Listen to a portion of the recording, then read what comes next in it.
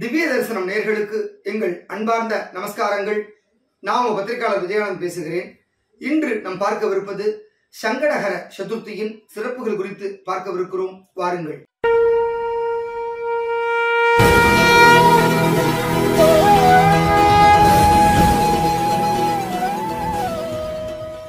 முழுமுதற் கடவுளான விநாயக பெருமானுக்கு உகந்த தினமாக சங்கடஹர சதுர்த்தி சொல்லப்படுகிறது.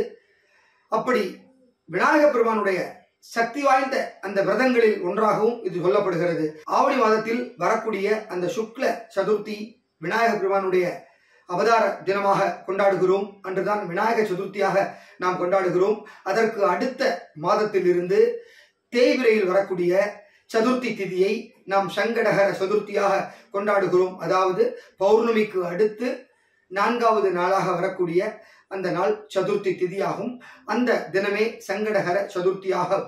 அதிலும் ஒவ்வொரு நாளும் வரக்கூடிய அந்த சங்கடஹர சதுர்த்திக்கு விசேஷமாக பெயர்கள் சொல்லப்படுகிறது. குறிப்பாக செவ்வாய்க்கிழமை என்று வரக்கூடிய சதுர்த்தியை அங்காரக சங்கடஹர சதுர்த்தி என்று சொல்லுகின்றோம். வெள்ளிக்கிழமைகளில் வரக்கூடிய சங்கடஹர சதுர்த்தியை சுக்கிரவார சங்கடஹர சதுர்த்தி என்று சொல்கிறோம். இப்படி ஒவ்வொரு சங்கடஹர சதுர்த்தி என்றும் ஒவ்வொரு பலன்கள் சொல்லப்படுகிறது. எனவே இந்த சங்கடஹர சதுர்த்தியில் விரதம் இருந்தால் எந்த மாதிரியான ஒரு நன்மைகள் நமக்கு வந்து கிடைக்கும் என்றால், உண்மையிலேயே விநாயகர் பெருமானை வழிபடுவதற்கு வினைகள் அத்தனையும் வேறறுத்து போகும் என்பதுதான் திண்ணம். அப்படிப்பட்ட அந்த முழுமுதற் கடவுளாக இருக்கக்கூடிய விநாயகர் பெருமானை நாம் இந்த சதுர்த்தி தினத்தில் வேண்டி வணங்கி அவருக்கு பிடித்தமான அருகம்புல் வாங்கி கொடுத்து மோதகங்கள் செய்து கொடுத்து வணங்கினால் நம்முடைய காரியங்கள் அனைத்தும் சித்தி அடையும். அதாவது சங்கடஹர சதுர்த்தி என்றும் சங்கடம் என்றாலே நமக்கு ஏற்படுகின்ற தொல்லைகள் சங்கடங்கள் அனைத்தும் நிவர்த்தி ஆகின்ற தினமே இந்த சங்கடஹர சதுர்த்தி ஆகும்.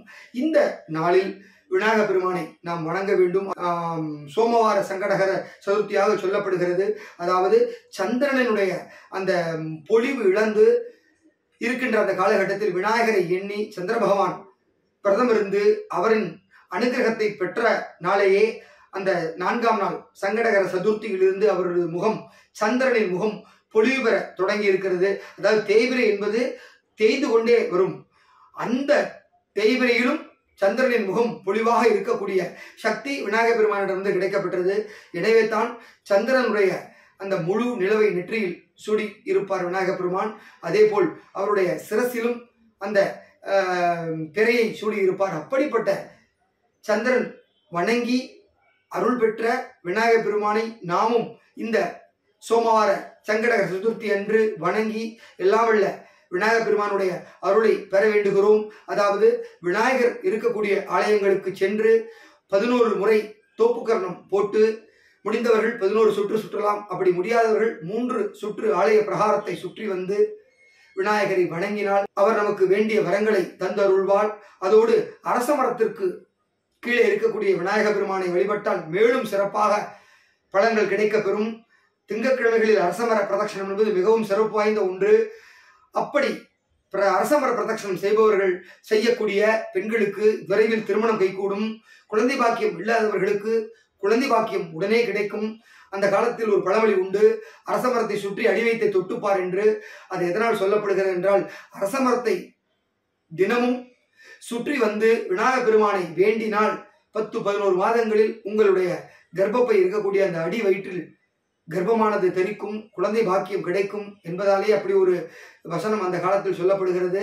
எனவே அரசமரத்துடன் இருக்கக்கூடிய விநாயகரை முடிந்தவர்கள் சுற்றலாம். குறிப்பாக மாலை 5:30 மணிக்கு மேல் அரசமர பிரதட்சணம் கூடாது. காலையில் சூரிய உதயத்திற்கு பிறகும் மாலையில் சூரிய அஸ்தமனத்திற்கு முன்பாகவும் மட்டுமே இந்த அரசமர பிரதட்சணம் என்பது செய்ய வேண்டும். அதிலும் அமாவாசையும் திங்கட்கிழமையும் சேர்ந்து வருகின்ற அந்த நாள் ஆமாசோமா விரதம் என்று சொல்லப்படுகிறது. அன்றைய தினம் அரச மர பிரதட்சணம் செய்தால் 100 முறை அந்த அரசமர பிரதட்சணம் செய்வதற்கான அந்த பலன் நமக்கு வந்து சேரும். அப்படி இனி வரும் காலங்களில் அமாவாசையும் திங்கட்கிழமையும் சேர்ந்து வந்தால் அன்றைய தினம் தயவு செய்து அரசமர பிரதட்சணம் செய்ய மறக்காதீர்கள். பொதுவாக திங்கட்கிழமைகளில் வரக்கூடிய சங்கடஹர சதுர்த்தி அன்று அரசமரம் இருக்கக்கூடிய விநாயக பெருமானை சென்று வழிபடலாம். அப்படி இல்லை என்றால் ஏதாவது ஒரு விநாயக பெருமான் ஆலயங்களுக்கு சென்று அங்கு அபிஷேகத்திற்கு தேவையான பால், தயிர், மஞ்சள், சந்தனம், இளநீர் கரும்பு சாறு முதலிய ஏதோ ஒன்றை வாங்கி கொடுத்து அந்த அபிஷேகத்தில் உங்களை நீங்களும் சேர்த்து கொண்டு எல்லாம் வல்ல அந்த விநாயகப் பெருமான் அருளை பெரும்படி உங்களை அன்போடு கேட்டுக்கொள்கிறேன். அதே போல் அந்த ஆலயங்களுக்கு சென்று விநாயகரை தரிசிக்கும் பொழுது முக்கியமாக இந்த 2 மந்திரங்களை அனைவரும் சொல்ல வேண்டும். அதாவது இந்த மந்திரத்தினுடைய பலன் என்பது நமது சங்கடங்கள் அனைத்தும் ஸ்லோகத்தின் வாயிலாக நிறைவடைந்து சுபம் வந்து நமக்கு வந்து சேரும். எனவே அனைவரும் இந்த ஸ்லோகத்தை தவறாமல் சங்கடகர சதுர்த்தி அன்று சொல்ல வேண்டும். முடிந்தவர்கள் தினமும் இந்த ஸ்லோகத்தை சொன்னால் பலன் நிச்சயமாக உண்டு. உங்கள் அனைவருக்கும் இந்த ஸ்லோகம் தெரியும். ஓம் வக்ரதுண்ட மகாகாயா சூரியகோட்டி சமப்பிரபா நிர்விக்னம் குருமே தேவோ சர்வ காரியேஷு சர்வதாம் என்ற இந்த ஸ்லோகம் என்பது அனைவருக்கும் தெரிந்த ஒரு ஸ்லோகம். அதை அனைவரும் சொல்லலாம். அதோடு சேர்த்து இந்த ஸ்லோகத்தையும் சொன்னால் அதற்கு ஒரு பலன் பன்மடங்காக கிடைக்கும். அதாவது ஸ்லோகம் இதுதான். ஓம் நமோ ஹேரம்ப மதமோதித மம சர்வ சங்கடமே நிவாராய நிவாராய கும்பட் ஸ்வாஹா. மீண்டும் ஒரு முறை சொல்கிறேன். ஓம் நமோ ஹேரம்ப மதமோதித மம சர்வ சங்கடமே நிவாராய நிவாராய கும்பட் ஸ்வாஹா.